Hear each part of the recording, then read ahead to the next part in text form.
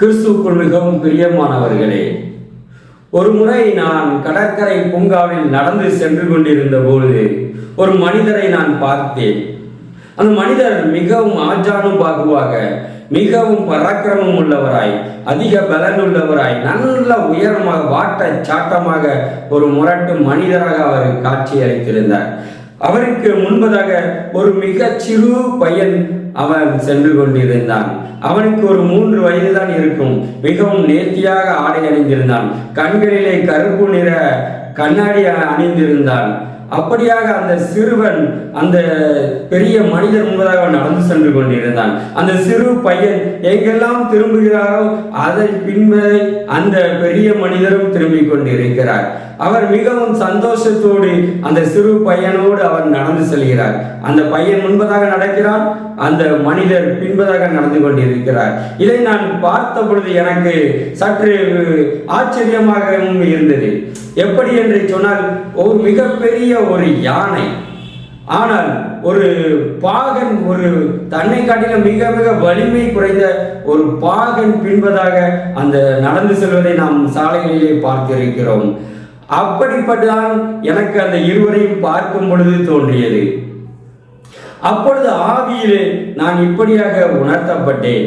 ஆம், எப்படி அவ்வளவு பெரிய ஒரு மனிதர், பராக்கிரமுள்ள ஒரு மனிதர், அந்த எல்லாவற்றையும் அறிந்த ஒரு மனிதர், அந்த சிறு பையனை காட்டிலும் அதிகமாய் அறிந்திருந்த அந்த மனிதர் எப்படி அந்த சிறு பையன் பின்பதாக அவன் போகும் பாதையிலே, அவன் காட்டும் வழியிலே, திசையிலே அவர் மிகவும் சந்தோஷமாய் உற்சாகமாய் அவன் பின்பதாகவே சென்று கொண்டிருக்கிறார் என்பதை இப்படியாக எனக்கு ஆவியானவர் உணர்த்தி காண்பித்தார். ஆம், ஏன் என்று சொன்னால், அந்த பராக்கிரமான பெரிய மனிதனுடைய இருதயம் அந்த சிறு பையனுடைய இருதயத்திற்குள் இருப்பதாக நான் ஆவியிலே உணர்த்தப்பட்டேன்.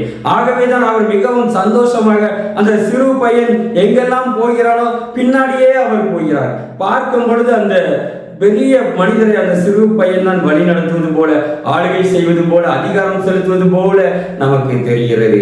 அப்பொழுதுதான் தேவ ஆவியானவர் இப்படியாக எனக்கு ஒரு காரியத்தை காண்பித்து கொடுத்தார். நம்முடைய தேவன் மிகவும் பெரிய தேவன், சர்வ வல்லமையுள்ள தேவன், அண்ட சராசரங்களை படைத்தவர், மிகுந்த ஞானம் உள்ளவர். இந்த உலகங்கள் என்ன நடக்கிறது, ஆதி முதல் அந்த முறை என்ன நடக்கிறது என்பதையெல்லாம் அறிந்த ஒரு தேவன்.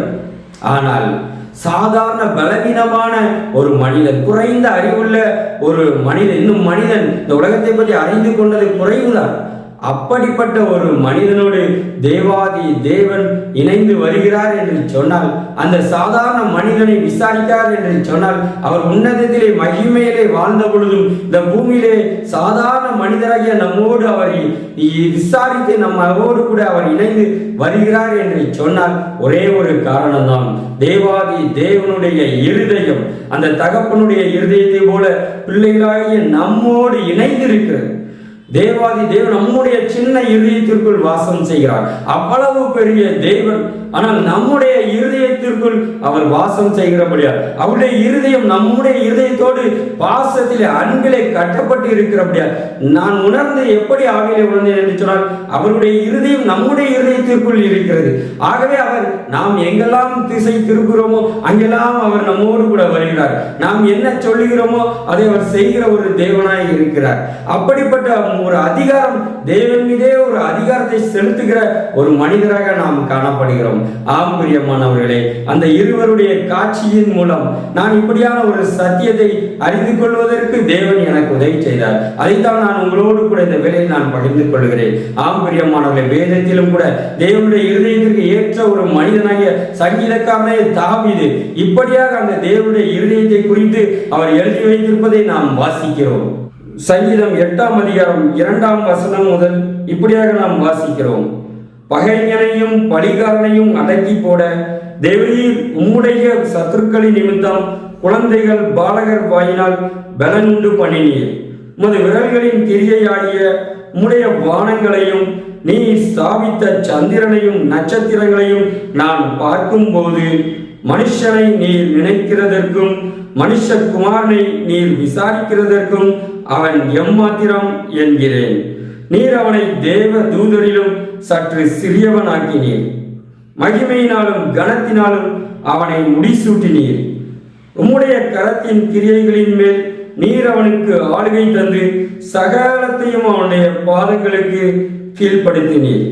ஆடு மாடுகள் எல்லாவற்றையும், காட்டு மிருகங்களையும், ஆகாயத்து பறவைகளையும், சமுத்திரத்து மச்சங்களையும், கடலில் சஞ்சரிக்கிறவர்களையும் அவனுடைய பாதங்களுக்கு கீழ்ப்படுத்தினீர். ஆம் பிரியமானவர்களே, சங்கீதக்காரனை தாவீது தேவனுடைய இருதயத்துக்கு ஏற்ற மனுஷன். அவன் இந்த காரியத்தை அவன் உணர்ந்திருந்தபடியினால் தான் அவன் இப்படியாக அவன் கூறுகிறான். வானங்கள் நீ உண்டாக்கின நட்சத்திரங்களை எல்லாம் பார்க்கும் பொழுது நீர் எவ்வளவு பெரிய தேவன் என்பதை நம்மால் உணர்ந்து கொள்ள முடிகிறது என்னால். ஆனால் அவ்வளவு பெரிய தேவன் சாதாரண மனுஷனை நீர் விசாரிப்பதற்கு அவன் எம்மாத்திரம் என்று சொல்லுகிறான். அது மாத்திரமல்ல, உம்முடைய எல்லா கிரியைகளின் மேல் அந்த சாதாரண ஒரு மனிதனை நீர் அதிகாரியாக்கி இருக்கிறீர் என்று அவன் சொல்லுகிறான். ஆம் பிரியமானவர்களே, தேவாதி தேவன் ஒரு தகப்பனை போல, அவர் ஒரு கடவுளாக நமக்கு இல்லை, ஒரு தகப்பனை போல நம்மை நேசிக்கிறார். அவருடைய இருதயமெல்லாம் நம்மை பற்றியே இருக்கிறது.